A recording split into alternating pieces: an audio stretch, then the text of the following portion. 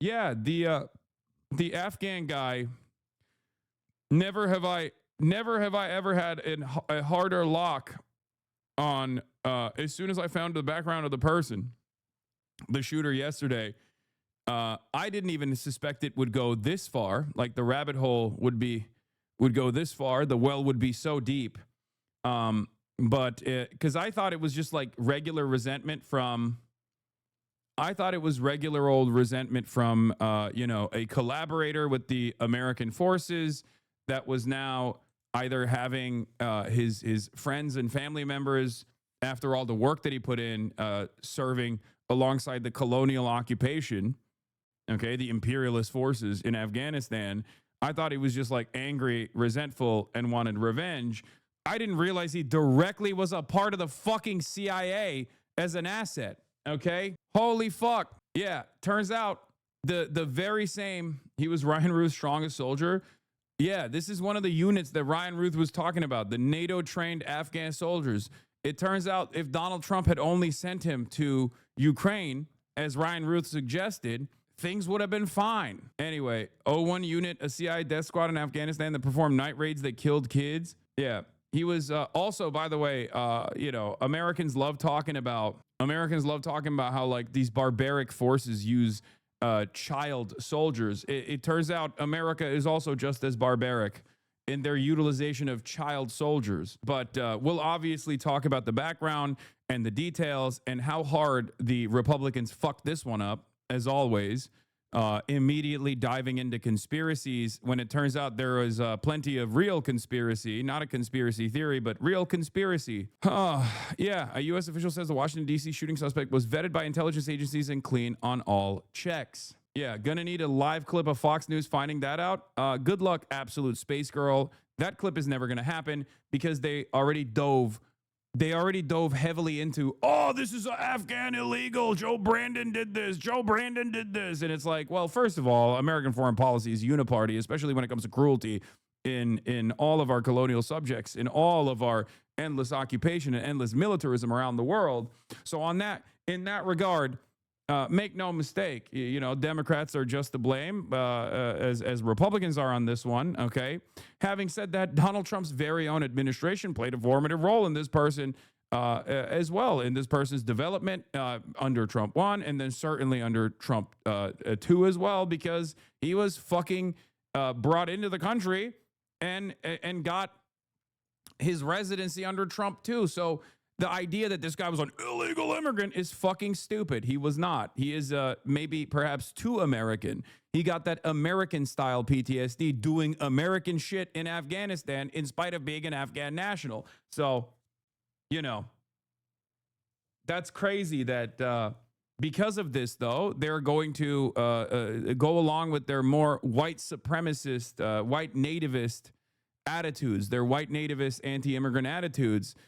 In spite of the fact that, there needs to be a better assessment of how we got here. Yeah, that's another American Hassan and Joe Biden bringing in all the Muslims to do communism. Yeah, this is communism. Communism is when you work alongside the American occupation in Afghanistan and slaughter a bunch of Afghan nationals, get crippling PTSD, get evac into the United States of America, become a permanent resident, and then lose your fucking mind, American veteran style, and then shoot a bunch of National Guardsmen in the head. He was 4 years old when 9/11 happened, and 15 when the CIA recruited him. I mean, in some ways, he was destined to have an American veteran-style PTSD moment. I think his entire life was designed around this. But yeah, let's get started. News on the shooting of 2 National Guard members in Washington, right near the White House. Jay O'Brien starts us off with the latest on the investigation. Good morning, Jay. Yeah, Rebecca, the scene is clear here now, but it was right at the entrance of this metro station where those 2 guardsmen were shot, ambushed in broad daylight. Our crew arriving here just moments after those shots rang out. A chaotic scene, people running for their lives. Other guards. I'm going to keep it $150. This has been a really rough year for Republican commentators who are first to market whenever a shooting takes place, and they immediately go, this is woke, this is trans, this is Antifa, or this is the Democrats. oh, this is an Afghan migrant. Oh my God, this is an undocumented immigrant. And then literally the very next day, they're like, oh my God, everything that we said was exactly the diametrical opposite. Fuck. They can't even get their shit together. This is why you need to wait to do theory crafting. You can't just like immediately run in and rush in head first with biased narratives.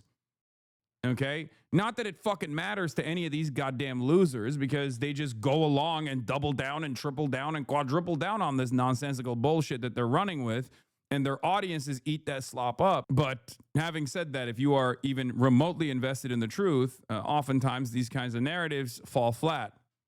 Been sprinting from parts of D.C. to attend to their wounded comrades. The FBI director now saying this is being investigated as a possible act of terrorism. This morning, new details emerging after a gunman shot 2 National Guardsmen in the heart of the nation's capital, just a block away from the White House, in what investigators are now calling a targeted attack. The National Guard shot in the head. The 2 guardsmen currently in critical condition, identified as 20-year-old Sarah Beckstrom and 24-year-old Andrew Wolf. Law enforcement identifying the lone suspect as 29-year-old Ramanullah Lakanwal, an Afghan national who came to the United States in 2021. What we know about him is that he drove his vehicle across country from the state of Washington with the intended... Fucking awesome, by the way. Having Janine Pirro be the guy. It's like Kash Patel, Janine Pirro, Pete Hegseth. What the fuck are we doing, dude? It's crazy. I know it's just like my issue here is minor. It's just like purely built around aesthetics, but a wild set of circumstances. Release Bongino, he's tired as fuck. Yeah, no. Target of coming to our nation's capital. The CIA director saying this morning, quote, the Biden administration justified bringing the alleged shooter to the United States in September 2021 due to his prior work with the U.S. government, including CIA. Sources telling ABC News Lakanwal was later granted asylum in April 2025 by the Trump administration. Investigators saying the shooter deliberately targeted the 2 guardsmen as they stood outside a busy metro station. Conspiracy theory about this? I mean, isn't the name Ramanullah Lakanwal the name of a cricket player or something? That's what people were saying. So it's like, or a rugby player or something.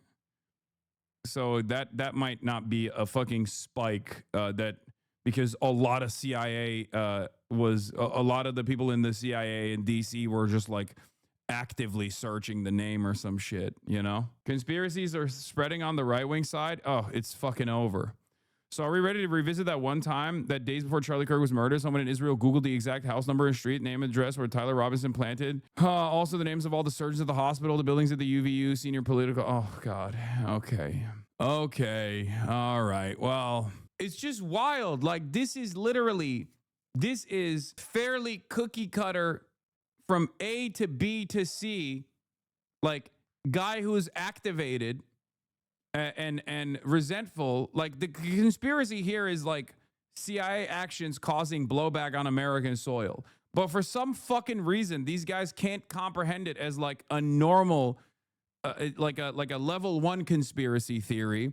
They have to go into level 12 conspiracy theories. Everything has to be more complicated. Last night in a social media post, President Trump says that he wants to re-examine every single person who came to the U.S. from Afghanistan during the Biden administration. He also said that he is requesting that an additional 500 National Guard members be deployed to the nation's capital in the wake of this shooting. Adriana. In a monstrous. I mean, yeah, don't let the admin. The admin is not going to waste this, though. They're going to fucking use this to continue along with whatever narratives they have. They're gonna utilize this to justify further troop presence on U.S. soil. You know, it's just they're opportunists. I mean, they try to do it with the Charlie Kirk thing too, except given the nature of Republican messaging here and the media environment. Especially on the independent side here, I think it's going to fall flat again because the Republicans are going to see this, like the MAGA Twitter guys are going to see this and go, oh, this is like, you know, deep state CIA, false flag, somehow, bring this back to Israel or something. The CIA is working alongside the Jews. I don't fucking know. But like, they are too disorganized to actually to tunnel in on an appropriate unified message here. Ambush style attack just Who the steps away fuck from takes the MAGA White Twitter House. seriously, brother? Who do you think is the president? The fucking director of the FBI is a cryptocurrency podcast guy. The deputy director is a Fox News personality. The secretary of War, previously known as the Secretary of Defense, is another Fox News weekend personality. The Attorney General of DC is another Fox News personality. This is the only era where I always say Twitter is not real life, but the only time when like Twitter becomes real life is because of these fucking charlatans. They do actually care about the expressions of ultra racist sentiment on Twitter. They're dialed in on that shit. They'd been deputized as part of the most successful public safety and national security mission in the history of our nation's capital. Well, I wouldn't say it's very successful. The DC Safe and Beautiful Task Force, which has achieved an unprecedented reduction in violent crime and crimes of all type. This heinous assault was an act of evil, an act of hatred, and an act of terror. It was a crime against our entire nation. It was a crime against humanity. The hearts of all Americans tonight are with those two members of the West Virginia National Guard and their families. The love of our entire country is pouring out for them, and we are lifting them up in our prayers. As we are filled with anguish and grief for those who were shot, we're also filled with righteous anger and ferocious resolve. As President of the United States, I am determined to ensure that the animal who perpetrated this atrocity pays the steepest possible price. I can report tonight that based on the best available information, the Department of Homeland Security is confident that the suspect in custody is a foreigner who entered our country from Afghanistan, a hellhole on earth. He was flown in by the Biden administration in September 2021 on those infamous flights that everybody was talking about. It's just strange because kind of feels like, one, that the Afghan withdrawal was your plan, and two, Biden just facilitated it. And two, he wasn't illegal. He wasn't illegally on U.S. soil. And also, you did continue the Afghan operations on Trump 1. Nobody knew who was coming in. We're going to do the ProPublica piece on 0 units in a second. Nobody knew anything about it. His status was extended under legislation signed by President Biden, a disastrous president, the worst in the history of our country. This attack underscores the single greatest national security threat facing our nation. The last administration let in 20 million unknown and unvetted foreigners from all over the world, from places that you don't want to even know about. No country can tolerate such a risk to our very survival. An example is Minnesota, where hundreds of thousands of Somalians are ripping off our country. What the fuck? Bro, that's awesome. That's crazy. That is... What the hell is happening here, bro? He went from Afghanistan, a real hellhole, and also Somalia, another Muslim nation. Think about it. All the Muslims, they're all doing Muslim-style violence all the time. Kaya, no, get out of there. Why are you fucking so invested? Why are you so invested in that part?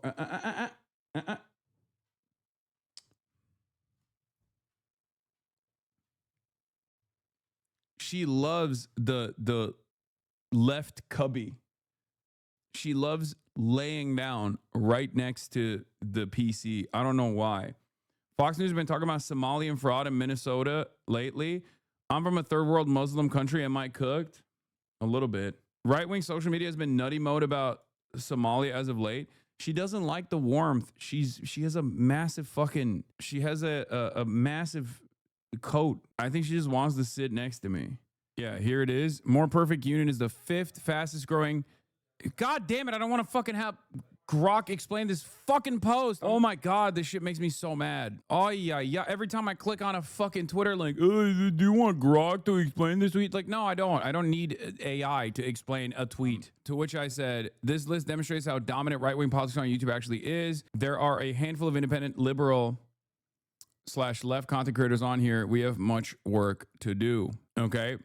And if you look at the list, it's like the top growing in the last 30 days, news and politics channels is Turning Point USA, Sean Ryan Show, Tucker Carlson, Candace Owens, and then More Perfect Union. Then we got Johnny Harris, who is a lib. Then we got Hank Green, who is a lib. Then Tucker Carlson Network, Fox News, and then MS Now, which is not independent, right? And neither is Fox News. The Daily Show, Powerful Joe Rogan Experience, Piers Morgan Uncensored, Legal AF, not sure what that one is. Asmongold TV, also on the fucking list. Jack Cocherella, who is a leftist content creator, so that's cool. And Midas Touch. And Anton Daniels. Oh, Legal AF is Midas Touch. Okay. The scores just show how well their channel is doing overall. Damn, dude, you need to work more. I mean, I don't know what else I can do. What the fuck do you mean? You need to work more. I mean, what's mine looking like? Probably not that great, but pretty solid, all things considered. HasanAbi's YouTube statistics. B+ grade and 20K subscribers in the last 30 days. Your editors need to learn from those titles. The HasanAbi Clips Complex would need to have all their channels added together, though. That's true. Clearly, the lack of hours you work. Yeah, I need to do more. I need to basically fucking, I don't even know how. I don't even know if there's more hours in the day. Ironically enough, I would have to do less hours streaming if I wanted to do better on YouTube and make YouTube exclusive content. We're a more widespread attack than a single point of attack. The list ranking won't reflect reality in that sense. I think my channel does pretty well. HasanAbi Productions. Okay, dude. I think my channel does pretty well, all things considered. I do 100% think you should bring back the breakdown style content for YouTube and TikTok more regularly. No chat, just cooking. I agree. I know. Short form video essays. I know. It's interesting because like I started Twitch so I could stop doing short form video essays. And everyone always wants me to do that, except that would require me to stop doing this, or at least stop doing this for stop doing this for the hours that I do it every day. You need to shut down the AI bot channel. They have another channel called Hassanverse. YouTube demonetized 4 of their HasanAbi archive channels. They literally upload your entire stream on their 2 channels. Your main YouTube channel will perform much better if you get rid of those bot channels. I can't. I have tried. It's either all or none. Okay? That's just how it works, unfortunately. Either I get rid of the entire HasanAbi Clips industrial complex, which once again, I don't want to, because a lot of fucking people eat good off of that. I've literally paid for people's college education with that. Or in order to tackle the bot channels. Or I don't tackle the bot channels, but other channels also continue to exist. Financial Times is an honest outlet on China. Yeah. Opinion. There's nothing that China wants to import, nothing it does not believe it can make better and cheaper, nothing for which it wants to rely on foreigners a single day longer than it has to. From Robin Harding. On a recent trip to mainland China, I found myself posing the same questions again and again to the economists, technologists, and business leaders who I met with. Trade is an exchange. You provide something of value to me, and in return, I must offer something of value to you. So what is the product in the future that China would like to buy from the rest of the world? The answers were revealing. A few said soybeans and iron ore before realizing this was not much help to a European. Some observed that Louis Vuitton handbags are popular and then went on to talk about the export prospects for fast-rising Chinese luxury brands. Higher education was another common answer, qualified sometimes with the observation that Peking University and Tsinghua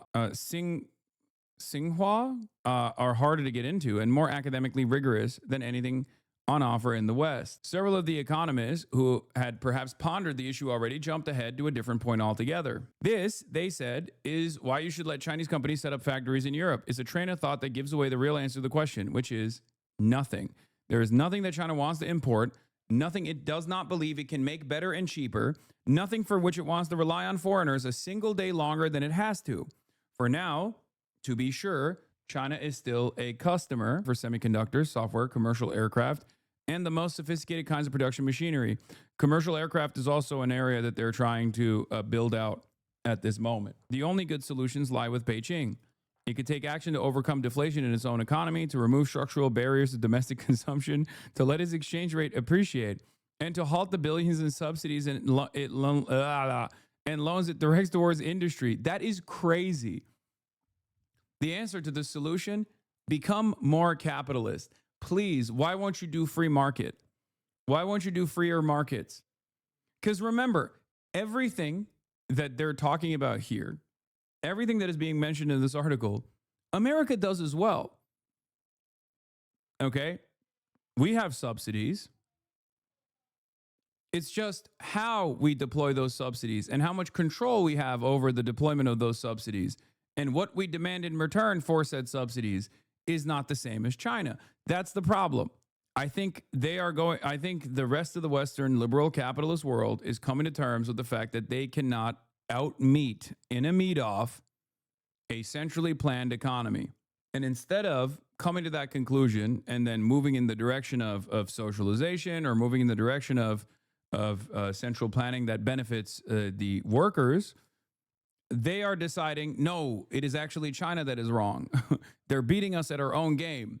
But that's so we have to yell at the referee. We have to cry to the referee to do something. It's fucking bullshit.